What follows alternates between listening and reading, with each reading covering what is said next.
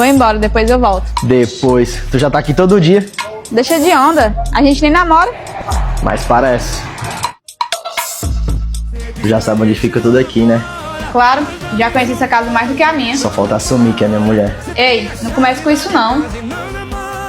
Qual é o teu problema com isso? O meu problema é confiar. Eu já confiei uma vez e me ferrei. Mas eu não sou ele. Todo mundo fala isso no começo. Quem é esse aqui te mandando mensagem? Tu tá doido?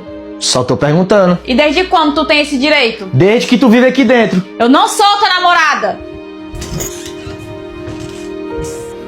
Então para de agir como se fosse. Eu não sei fazer diferente. Então por que não tenta comigo de verdade? Porque eu tenho medo de te perder. Tu já tá me perdendo assim.